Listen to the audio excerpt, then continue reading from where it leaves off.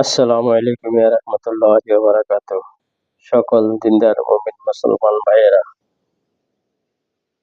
আজ রমজানের প্রথম জুমা মুবারকবার।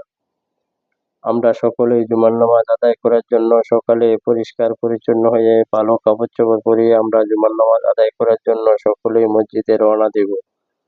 সকল কাজ-কাম রাখি আমরা সকলেই মসজিদে রওনা দিব। সকালে পরিষ্কার পরিচ্ছন্ন কাপড়-চোপড় পরিয়ে আতর লাগিয়ে আমরা জুমার উদ্দেশ্যে বাড়ির থেকে মসজিদে রওনা দিব। যাওয়ার সময় আল্লাহর কিছু তাসবিহ আছে, এগুলো আদায় করিতে করিতে যাব এবং রাস্তার ডান পাশে দিয়ে হাঁটবো। কোনো মুসলমান ভাইকে দেখলে নামাজের দাওয়াত দেব, তাকে সঙ্গে নিয়ে যাব।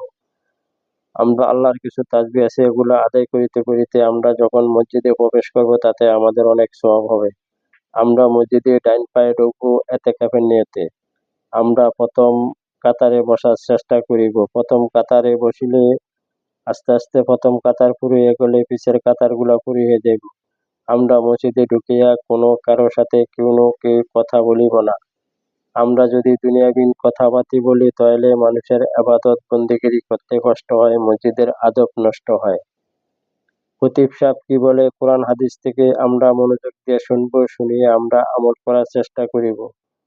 আমরা জুমার নামাজ পড়ার জন্য আমরা সকলে মসজিদে রওনা দিই। আমরা জুমার নামাজ পুরো আদায় করিয়ে মসজিদ থেকে বাড়িব। আমরা খতিব সাহেব কোরআন হাদিস থেকে যা বলে আমরা তা শুনিয়ে আমল করার চেষ্টা করিব। আমরা ৫ ওয়াক্ত নামাজগুলা সঠিকভাবে জামাতের সাথে আদায় করিব।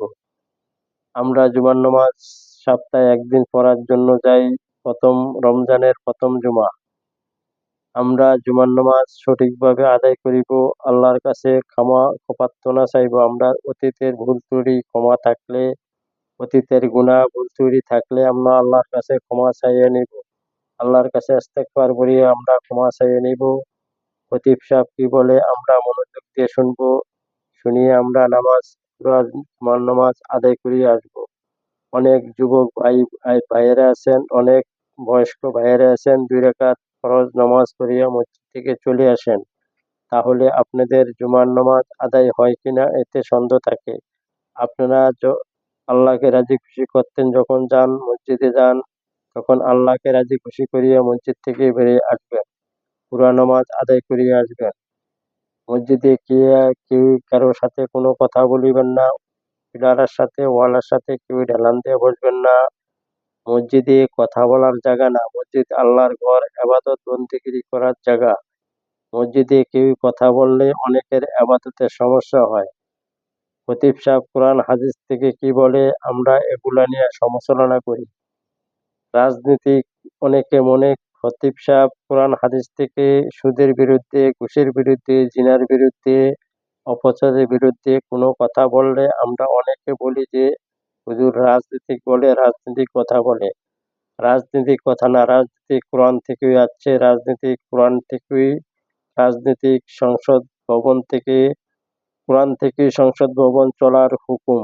কোরআনের আইন এই দেশে না থাকাতে আমরা বলি যে হুজুরেরা কথা বললেই রাজনীতিক কথা বলে। আসলে ভাই, মুসলমানের সংবিধান হলো কোরআন, আল কোরআন। আল কোরআন যদি সংসদে থাকতো তাহলে আমাদের দেশে, এই দেশের এই অবস্থা হতো না। আমরা সবাই চাই ইসলামিক ভাবে রাষ্ট্র চালক, ইসলামিক ভাবে এই দুনিয়া, এই ইসলামিক ভাবে এই রাষ্ট্র পরিচালনা হোক। আমরা কোরআন হাদিস মেনে চলবো। আল্লাহর জমিনে থাকি, আল্লাহর জমিনে থাকি, আল্লাহর নিয়ামত ভোগ করি, আল্লাহর হুকুম মতন এই দেশ পরিচালনা হবে। এই দেশ যারা আল্লাহর হুকুমে দেশ চালাইতে পারে, রাসূলের সুন্নাহ তরিকা মতন দেশ চলতে পারে, আমরা সকলেই ওদিকে, আমরা সবাই ওদিকেই চেষ্টা করিব। আমরা মসজিদ থেকে পুরা জুমার নামাজ আদায় করিয়ে আমরা মসজিদ থেকে নামবো। যুবক ভাইয়েরা, বয়স্ক ভাইয়েরা 2 রাকাত ফরজ নামাজ আদায় করিয়ে মসজিদ থেকে নেমে আসেন। তাহলে আপনার পরিপূর্ণ নামাজ আপনার হলো কিনা আপনার সন্দেহ।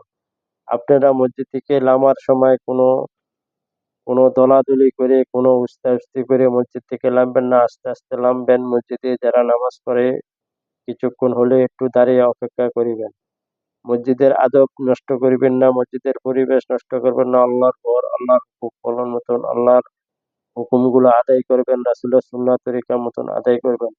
৫ ওয়াক্ত নামাজগুলা জামাতের সাথে আদায় করার চেষ্টা করিবেন। সকলেই আমার কথাগুলা বুঝতে পারছেন, কথাগুলো মেনে চলেন। ভুল ত্রুটি হলে ক্ষমার দৃষ্টি দেখেন। বেশি বেশি করে ভিডিওটা শেয়ার করে অন্য মুসলমান ভাই বোনদেরকে দেখার সুযোগ করে দিবেন।